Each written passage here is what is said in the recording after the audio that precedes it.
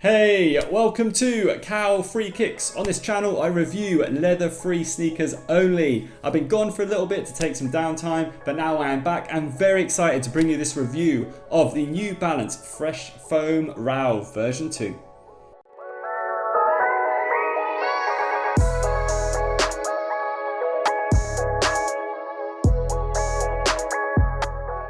Oh, it's good to be back reviewing sneakers again. If you've not seen one of my videos, or if it's been some time since you've seen one, I always look into 5 different areas when I review a pair of sneakers. At the end of the video, I take all of them into account and give the shoe an overall rating out of 5 stars. If you like what you see as you're going along, as always, do not forget to click the little thumbs up like button below. Your support is greatly appreciated. And if you haven't already, whilst you're down there, just click the little subscribe button and subscribe to the channel as well. Let's kick this review off straight away of these New Balance Fresh Foam ROAV version 2s by checking them out on feet.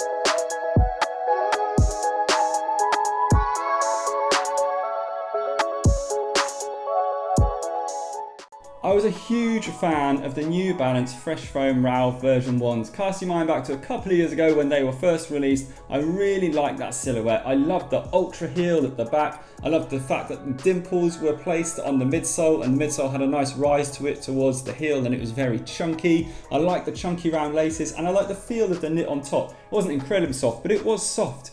Now you've got this New Balance Fresh Foam ROAV version 2, and for me, it's not an improvement looks-wise, unfortunately. I just think it's very flat, and it's got a very standard kind of racer sneaker look to it that you can kind of get on a lot of other sneakers these days. And I really liked how unique the Fresh Foam ROAV version 1s were. I don't think you're really getting anything that really pops out with this silhouette. Now you've got a full textile synthetic upper with this one. The laces here are flat rather than round, and you get this airy kind of cutaway on the toe box area that you got with the last one, and that runs through to the tongue. You've got a little tongue pull at the top with some embroidery and some brand detailing. The insole very standard. As you move to the midsole of the sneaker, you've got the Fresh Foam midsole, and that is nice and squishy. Now it's very plain from the toe towards the midfoot. As you get towards the heel, it gets a little bit more exciting with some little cutaways here and changing colour as you go around to the heel cup. The heel cup, even though it's not the ultra heel, which was this massive foam cutaway heel that looked really good, you do still get a big foam heel on this one. You've got some extra padding on the outside that does run through onto the inside of the shoe as well. You've got the New Balance branding. I do like the fact that it's oversized and quite linear and has the two-tone effect to it. I do like that element of it.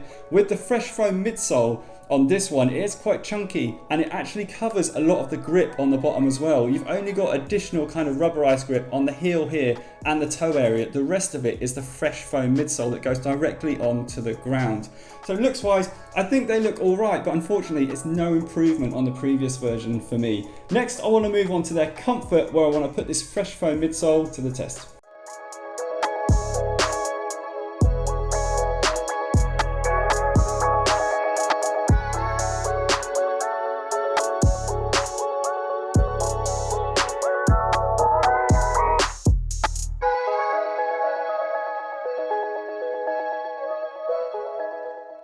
So the version 1s definitely have the upper hand for me looks wise, but these Fresh Foam ROAV version 2s have definitely been improved comfort wise by New Balance.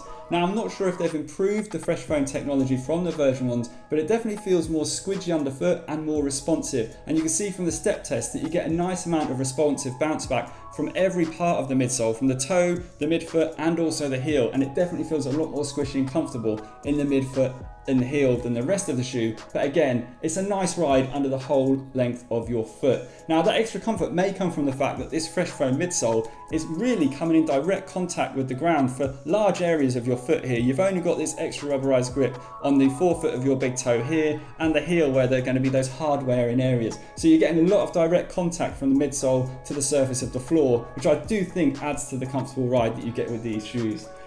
On top of your feet, you're getting a nice amount of comfort as well. You get some nice padding here in the heel cup, and obviously this is fully foam, this heel cup here, so it does feel very soft on the foot.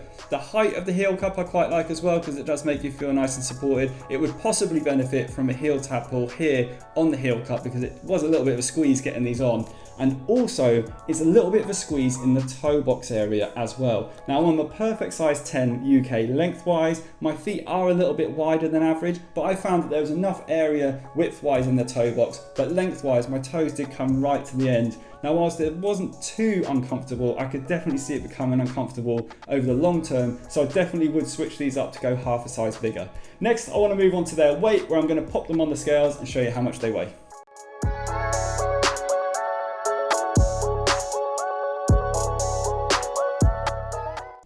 255 grams. That is an incredible weight for a pair of sneakers. You rarely find shoes that are under 300 grams, let alone ones that are near the 250 gram mark. It's unbelievable. Two of these are pretty much the same weight as one Air Force One sneaker, which is incredible, and you can feel how lightweight they are when you're walking around to them. And for me, that adds to the comfort, because they really are a dream to have on your feet weight-wise. Now I want to move on to their breathability, where I want to pump the sneaker full of smoke to show you how breathable this perforated upper is.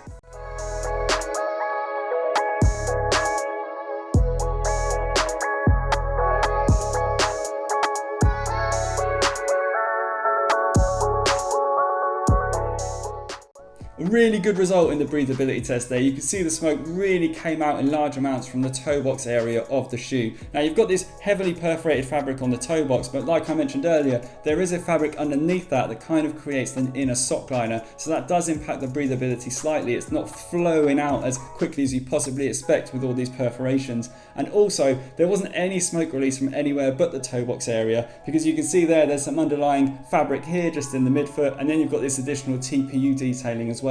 And then with the foam heel at the back, you're not going to get any breathability at the back of the shoe. So whilst they were nice and breathable at the front, the remainder of the shoe unfortunately wasn't that breathable, but still a nice score for breathability. Now I want to move on to their price. Now these come in at £80.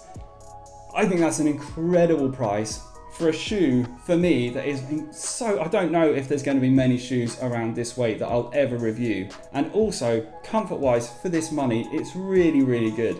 Overall, I'm going to give these sneakers a really strong 4 stars. These New Balance Fresh Foam ROAV version 2s do let themselves down, I think, looks-wise, because I don't think they're an improvement on the version 1s. And also, breathability-wise, they could be a little bit better. But comfort and weight and price, all very strong, and they really did do very well in all those departments. So for me, I think 4 stars is a very fair result. If you disagree or if you agree, please do feel free to drop any comments below. You can also, if you want to, follow me on Instagram for any other updates. Hope to see you again soon for another video. Thanks very much for watching. Bye.